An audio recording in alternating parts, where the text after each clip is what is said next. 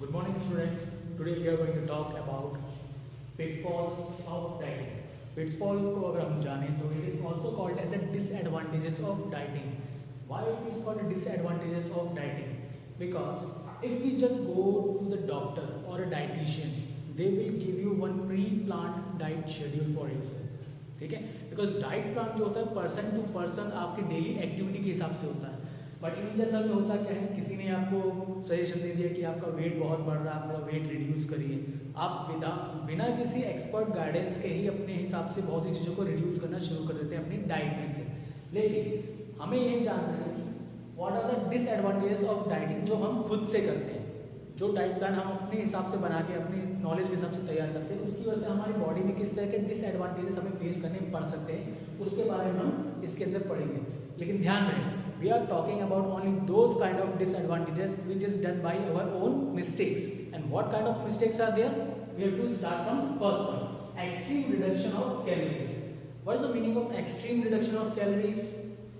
जैसे कि भाई किसी ने अगर if we are going to take an example of a one person or a second person. One person is taking 2000 calories in a day, and the second person is also taking 2000 calories in a day. लेकिन जिसने proper guidance नहीं लिया है proper expert से, ठीक है, वो directly क्या करेगा, 2000 कैलोरीज में आज इनटेक करता है, कल ही के शेड्यूल से मैं उसको 1000 पे ले आऊँगा. ठीक है. लेकिन जब अपन बात करें जो दूसरा पर्सन है, पर्सन बी, जिसने प्रॉपर गाइडेंस लिया है प्रॉपर एक्सपर्ट से, प्रॉपर डाइटिशियन से, वो क्या करेगा, उसका 2000 तो पर्टिकुलर पर डे का तो था ही, वो नेक्स्ट डे से क्या करेगा 50% और 50 calories from out of 2000 calories उसमें से रिड्यूस करना धीरे धीरे शुरू करेगा.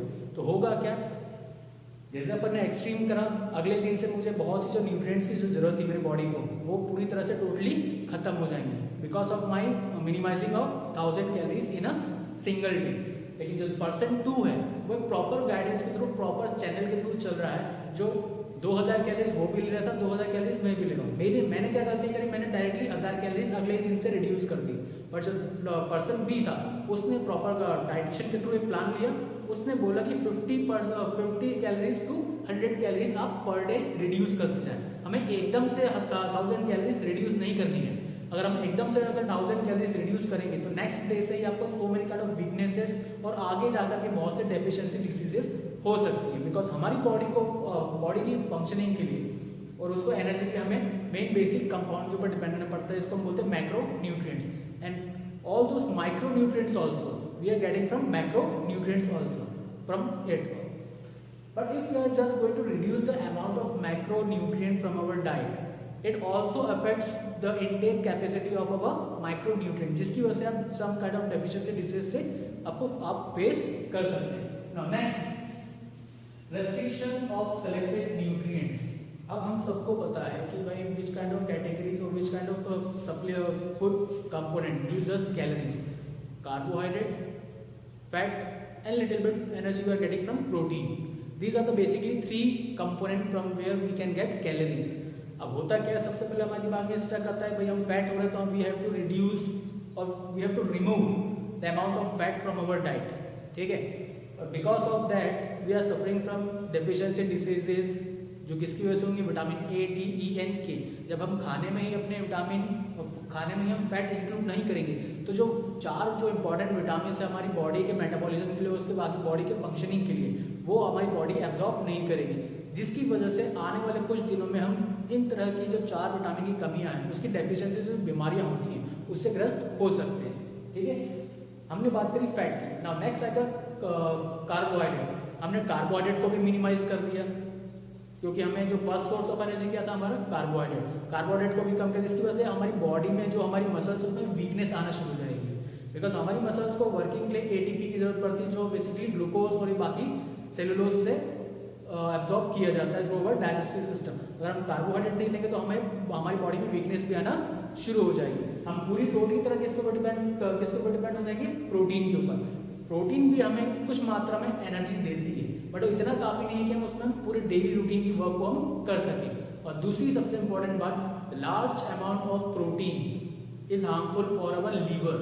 बिकॉज हमारे लीवर में इतने ज़्यादा स्ट्रॉन्ग डाइजेस्टिव जूस नहीं है कि वो हर रोज का लार्ज अमाउंट ऑफ प्रोटीन को एब्जॉर्ब कर सके, उसको डाइजेस्ट कर सके, जिसकी वजह से आपका लीवर फेलियर भी हो सकता है। Now third point skipping meals.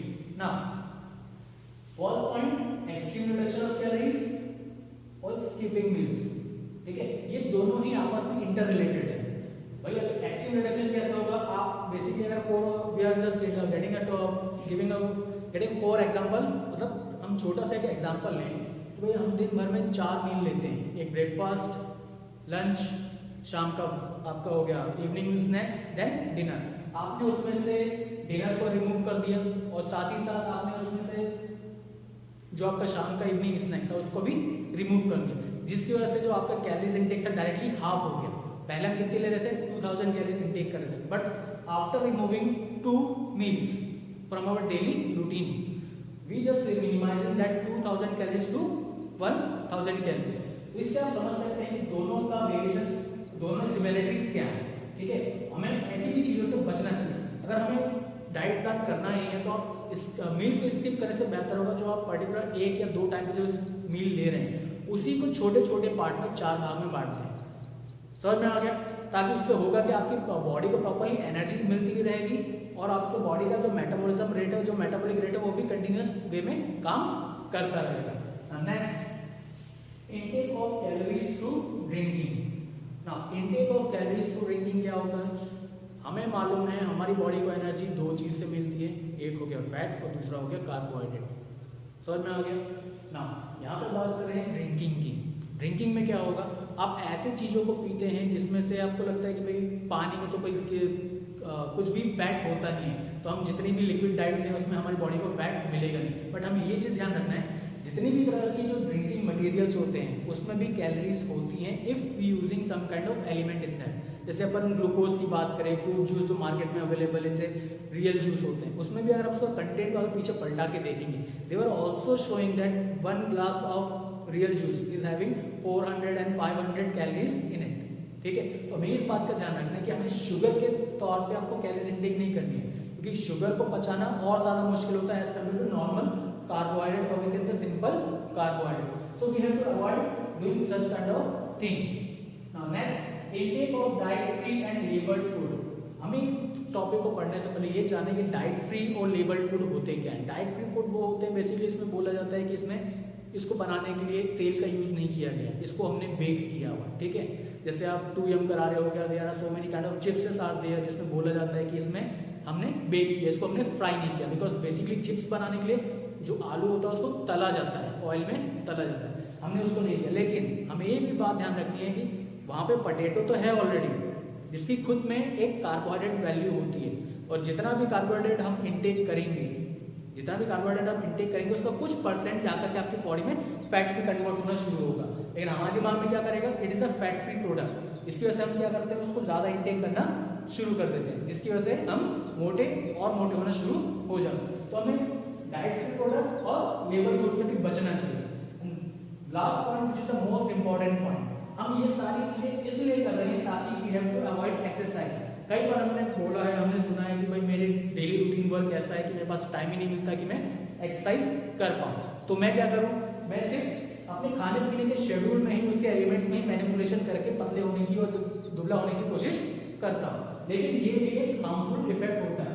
अगर आप एक्सरसाइज प्रॉपरली करेंगे उसमें क्या होगा, जो आपकी बॉडी में एक्स्ट्रा कैलोरीज जो बच रही है, मतलब मान लीजिए अगर मैं 2000 कैलोरीज ले रहा हूँ, मैंने उसमें से 1500 कैलोरीज आज यूज़ कर ली, जो बचा हुआ 500 है वो मेरे आने वाले दिन के लिए इंक्लूड हो जाएगी, और उसके बाद फिर मैंने अगर 1000 कैलोरीज ली, उसके बाद मेरे पास बचा कितना, still 1500 calories I am having in my body already stored, क्योंकि 1000 तो मैंने आज लिया, लेकिन 500 कौन सा था, जो पिछले दिन का था। ठीक है, तो हमें इस बारे में ध्यान रखना, उस 500 कैलोरीज को भी बर्न करने के लिए हमें एक्सरसाइज करनी है।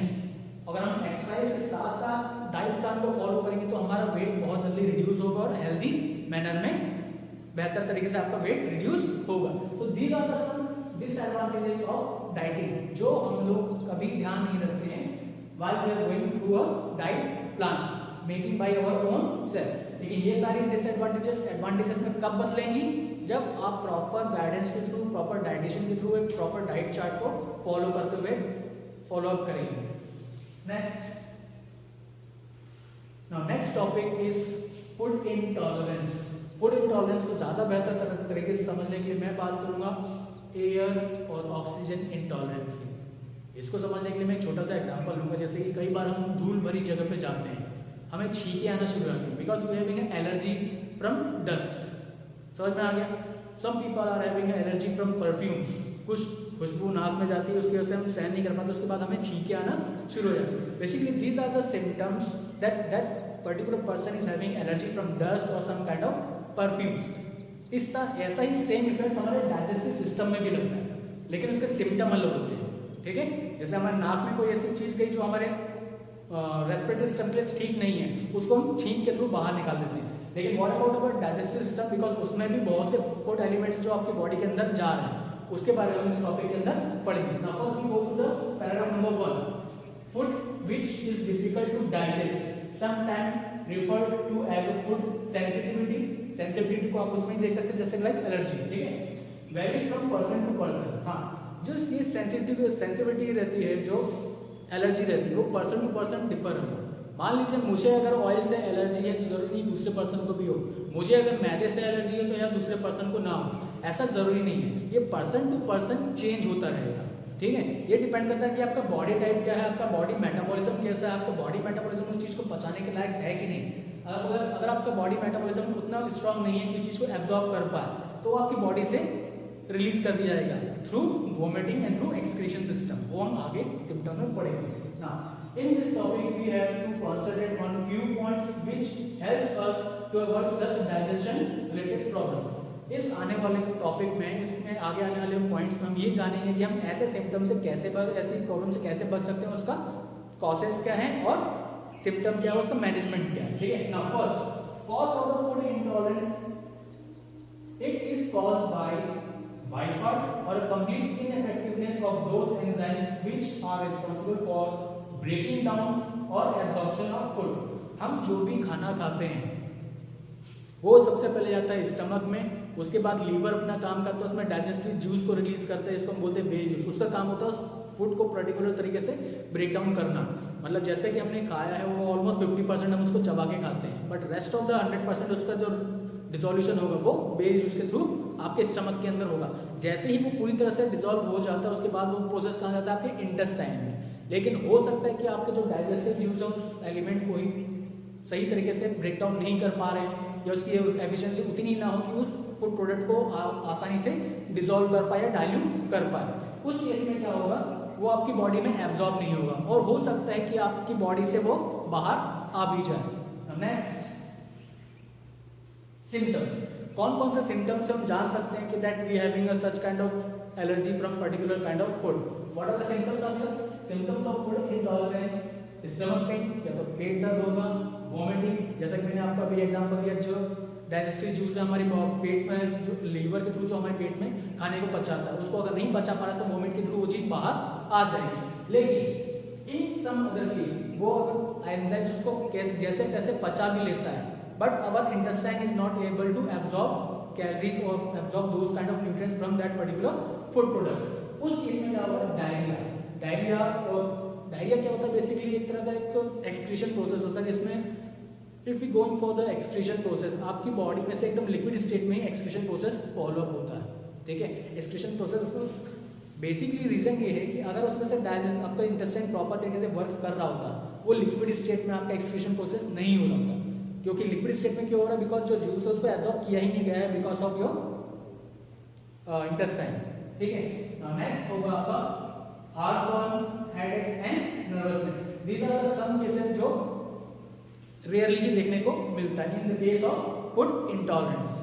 Next management of food intolerance. अब इस चीज का मैनेजमेंट कैसा हो, बेसिकली देखा जाए तो इसमें मैनेजमेंट का एक ही तरीका है कि you just have to note down the things कि भाई आपने कौन सी चीज़ खाई थी, उसमें आपकी बॉडी में क्या चेंजेस आए थे। ठीक है, इसका कोई दवाई नहीं है, बिकॉज अगर ऐसा देखा जाए तो पर्सन टू पर्सन चेंजेस हो रहे, तो पर्सन टू पर्सन अलग अलग दवाइयाँ नहीं बनती।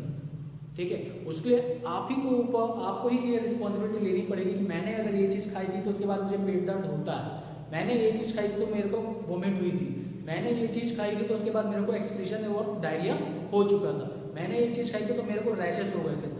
तो वो चीज़ को आपको ध्यान रखना है कि नेक्स्ट टाइम से आपको वो चीज़ और वो फूड कंपोनेंट नहीं खाना है, ठीक है।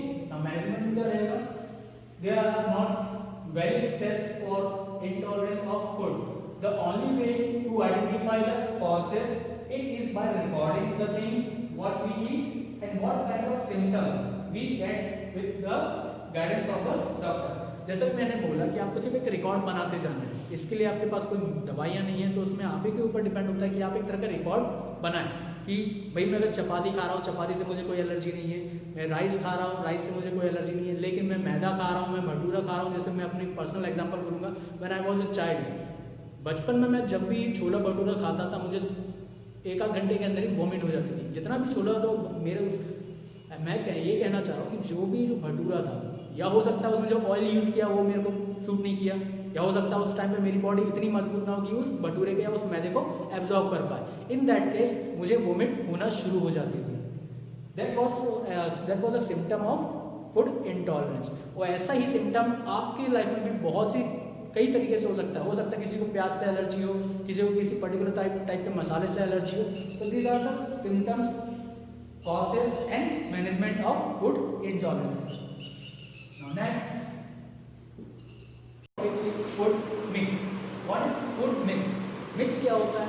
myth एक ऐसी पुरानी धारणाएं होती हैं जो पुराने लोगों ने बना के रखी हुई है कि ऐसा खाने से ऐसा हो जाएगा, वैसा खाने से वैसा हो जाएगा। और myth को ज़्यादा बेहतर तरीके से समझ नहीं पाते। हम समझेंगे भाई बिल्ली रास्ता काटे आती तो कोई ना कोई अपशकुन होगा, चंद्र ग्रहण नहीं देखना चाहिए, सूर्य ग्रहण नहीं देखना चाहिए, ऐसी राशि में ऐसा जाएगा, ऐसी राशि में ऐसा होगा।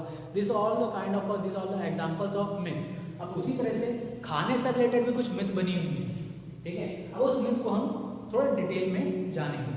फर्स्ट मिथ है हमारे पास, पोटैटो मेक यू फैट।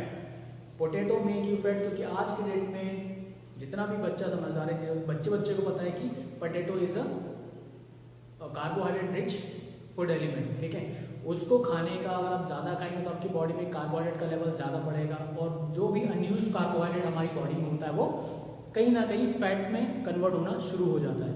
इसलिए हमें एक धारणा बना रखी है, पोटैटो मेक यू फैट। इसमें हमें सिर्फ ये चीज़ ध्यान रखनी है कि जब भी हम आलू खाएं उसको आप उबाल के खाएं, जितना हो सके आलू को उबाल के खाएं। बिकॉज उबालने से क्या होगा, the large amount of starch which is present in a potato it get remove from that particular potato, ठीक है। उसको रिमूव कर देंगे, और दूसरी चीज उस पोटैटो को पचाना भी आसान हो जाए, बिकॉज वो ऑलरेडी 50% डाइजेस्ट हो चुका है।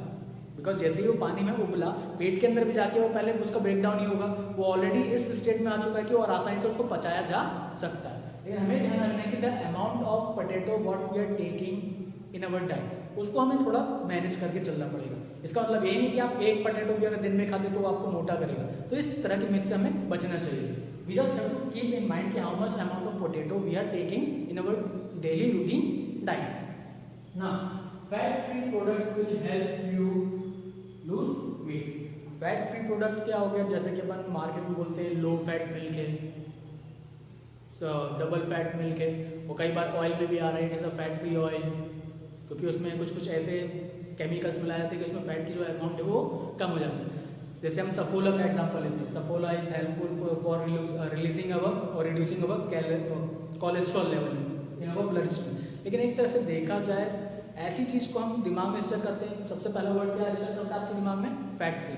हमें लगता है कि हमारे शरीर के लिए अच्छा है, जिसकी वजह से हम उस चीज़ का कंजम्पशन बढ़ा देते हैं अपने डेली रूटीन लाइफ में। और उसकी रीज़न से क्या होता है, ऑलरेडी उसमें फैट की मात्रा तो कम थी, लेकिन अब उसका कंजम्पशन बढ़ाएंगे तो आप उसकी मात्रा को और डबल फॉर्म में इंटेक करना शुरू कर देंगे। तो हमें ऐसे तरह के प्रोडक्ट से बचना चाहिए। It is not related to only fat, it is there are so many kind of food products also, जैसे कि मैं we already discuss about to yum bake नहीं, फ्राइड नहीं बेक। इस केस में भी हम उसका जो फूड कंजम्पशन को इनहेंस कर देते हैं, इससे भी हमें बचना चाहिए। Next point, eggs causes heart problem.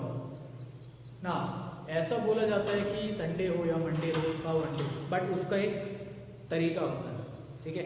Which kind of way we have to eat eggs. जैसे कि हम एग खाते हैं, we have to remove the egg yolk from it. It is depend on the how much quantity and how many eggs we are intaking in a particular day. Just for an example, if any person is taking 10 eggs in a day, ठीक है, in that case if that person want to save himself from those heart related problem, then that person have to remove almost 8 egg yolks from his eggs, and the rest of the 2 eggs that person have to consume as it is with egg yolk. ठीक है, इन that case होगा क्या, जो extra जो 8 egg yaks जो थे वो उसकी ब्लड स्ट्रीम में जाकर के कोलेस्ट्रॉल जमा सकते थे, इट इज अ थिंग। लेकिन उसको खाने का तरीका क्या, we have to go for the egg whites only, because egg whites में किसी भी तरह का कोलेस्ट्रॉल नहीं होता है, and in that case we have to take and we can get egg in our diet. Next, raw carrots are more healthier than the cooked ones. Now when we talk about carrots, it is directly related with fibers and some kind of vitamins too, ठीक है। लेकिन यहाँ पे बोला जाता है कि गाजर जो है हमें ऐसे सलाद के फॉर्म में कच्चा खाना चाहिए, उसको अगर आप और ज़्यादा बेहतर तरीके से यूज़ करना चाहते हैं, बिकॉज हम ध्यान रखते हैं कि वो फाइबर्स है, लेकिन उसका जो फाइबर्स वाला जो क्वालिटी है वो उसके पकाने के बाद भी होगा।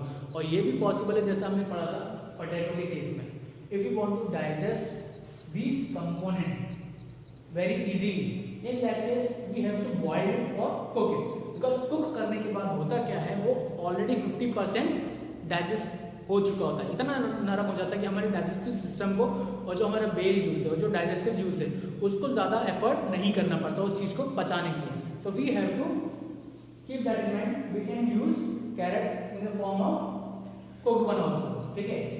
Now next, spicy food causes ulcer.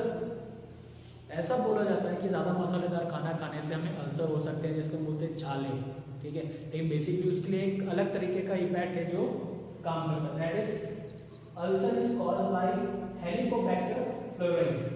एक तरह की प्रॉब्लम है जो जिसकी वजह से ही आपको और जिसके रीजन की वजह से आपको अल्सर्स होते हैं। It is never related with spicy, because आपने कई बार देखा होगा there are so many kind of people in the world, बहुत स्पाइसी खाना खाते हैं लेकिन they will never feel ulcer, उनको कभी छाले नहीं होते हैं, ठीक है। तो ये सिर्फ बोलने की बात है, लेकिन मेन सिम्टम क्या है, हमें इसके बारे में जाना है कि हेलिकोबैक्टर होता क्या है और होता क्या। Next, eat less if you have fever. जब भी हमें बुखार होता है तो हमें ये प्रिस्क्राइब किया जाता है, या हमारे जो घर के बड़े हैं वो ये बोलते हैं कि खाना कम खाओ, बिकॉज जब मैं ये बोलूँगा कि जब भी हम बीमार होते हैं हमें खाना तो कम खाना चाहिए, लेकिन उसमें न्यूट्रिटिव कंपोनेंट ज़्यादा होने चाहिए। आपकी बॉडी ऑलरेडी वीकनेस से गुजर रही है और उस कंडीशन में भी if you are eating less, in that condition आपकी बॉडी मेटाबॉलिज्म और आपकी बॉडी को एनर्जी प्रोवाइड करने के लिए आपके पास कैलोरीज बचेंगी ही नहीं। इस केस में हमें खाने का प्रॉपर डेली प्रॉपर रूटीन और प्रॉपर शेड्यूल बना के ही आपको फॉलो अप करना पड़ेगा। अगर आप नहीं करेंगे तो फीवर तो ऑलरेडी है जो आपकी बॉडी को वीक कर रहा है, उसकी और कम खाने की वजह से भी आपको ज़्यादा वीकनेस फेस करनी पड़ सकती है।